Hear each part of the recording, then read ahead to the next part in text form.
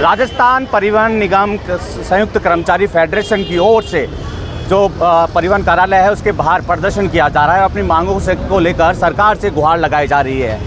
Federation के कुछ पदाधिकारी हमारे साथ हैं। क्या कुछ मांगे हैं जिनको लेकर एक जाजम पर आ गए हैं, क्या कुछ मांगे हैं जिनको लेकर यहाँ पर धरना दिया जा रहा है? हमारी जो मुख्य मांगे हैं, रोडवेज में कर्मचारियों को समय पे वेतन, 1 तारीख को वेतन और पेंशन का भुगतान हो।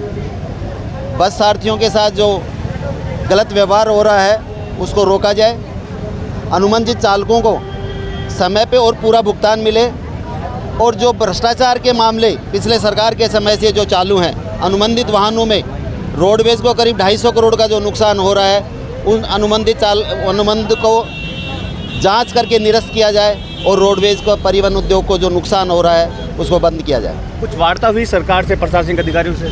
अभी 1 बजे का समय निश्चित हुआ है। सरकार और मैनेजमेंट के साथ वार्ता होना निश्चित हुआ है। क्या लगता है आखिर सरकारें सुनती क्यों नहीं है? 5 साल कांग्रेस रहती है, 5 साल बीजेपी हर बार वादे करती है। भाई ऐसा है, जो भी यहाँ एमडी चेयरमैन रोडवेज के अंदर आता है वो अपना प्रयोग चलाता है और प्रयोगशाला के माध्यम से राजस्थान में लूट खसोट मचाता है, न्याय की जगह अन्याय करता है और अपना खजाना, अपना निजी खजाना बढ़ने के उसमें लगे रहते हैं। बस सारथियों की भी इतनी परेशानी पैदा हो रही है, हमारे कर्मचारियों की भी इतनी परेशानी पैदा हो रही है। आप ये देखिए कि रोडवेज के अंदर इन अधिकारियों ने इतना भ्रष्टाचार मचा रखा है कि भ्रष्टाचार चरम सीमा पे पहुंच चुका है। भारतीय मजदूर संघ देश का सबसे बड़ा संगठन है, यह न्याय के लिए लड़ता है और मजदूरों को अपना हक दिलाता है। इसी वजह से हमारे भारतीय मजदूर संघ ने 5 दिन से भूख हड़ताल पे बैठा है, धरने पे बैठा है।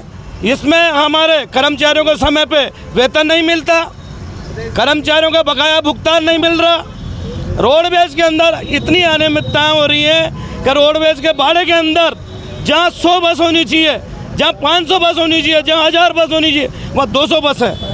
क्या लगता है किस तरह की रणनीति बनाई जाएगी अब? देखो, रोडवेज के अंदर 900 चालक और 1300 बस सारथी हैं। 900 चालकों को एक ठेका प्रथा के तौर से वर्ष 2006 से लिया जा रहा है।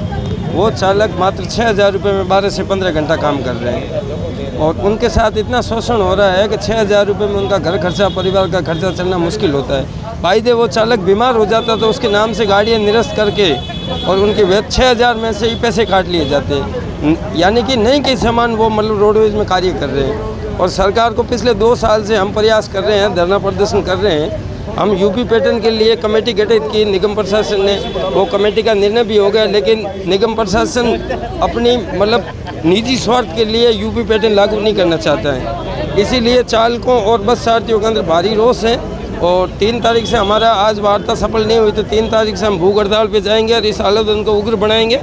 किशोर कुमार बिश्नोई, अनुबंधित चालक। भजनलाल, सरकार कह रही है हमारे वर्ग को साथ लेकर चल रहे हैं, लेकिन लंबा समय हो गया, 5 दिन का पूर्व में भी धरना प्रदर्शन किया, अब आगामी दिनों में उपचुनाव हैं, क्या मना पाएंगे आपको भजनलाल सरकार?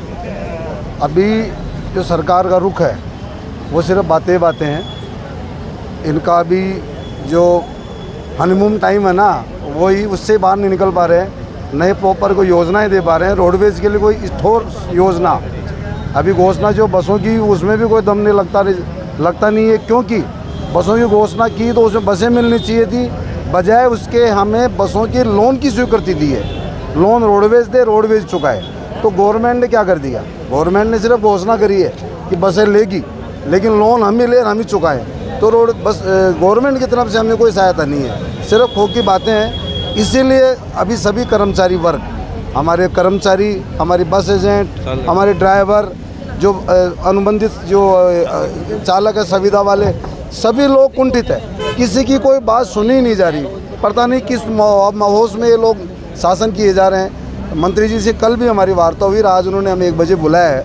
तो निश्चित रूप से अभी सभी चीज़ें उनके नॉलेज में डालेंगे और हमें पूर्ण विश्वास है कि कोई अच्छा परिणाम लेके आएंगे और निश्चित रूप से रोडवेज का इसमें कुछ भला होगा। बिल्कुल, देखिए, हालांकि उम्मीद की किरण कायम है और उम्मीद पे जो है कर्मचारी टिके हुए हैं कि एक बार फिर वार्ता होगी और वार्ता में कहीं ना कहीं बीच का रास्ता निकाला जाएगा। इससे पहले मैं आपको तस्वीरों में दिखा रहा हूँ कितनी बड़ी तादाद में यहाँ पर रोडवेज कर्मचारी आए हुए हैं। लगातार तादाद बढ़ती जा रही है और खुली चेतावनी दी गई है, अगर मांगे पूरी नहीं होती है तो निश्चित तौर पर उपचुनाव में भी इसका खामियाजा भुगतना पड़ सकता है। आप तस्वीरों में देख सकते हैं प्रतिदिन यहाँ पर तादाद बढ़ती जा रही है और खुली चेतावनियाँ दी जा रही है, अगर सरकारें मांगे पूरी नहीं नहीं करती है तो इसका नुकसान सरकार को उठाना पड़ेगा। वसंत पांडे, TV9 जयपुर।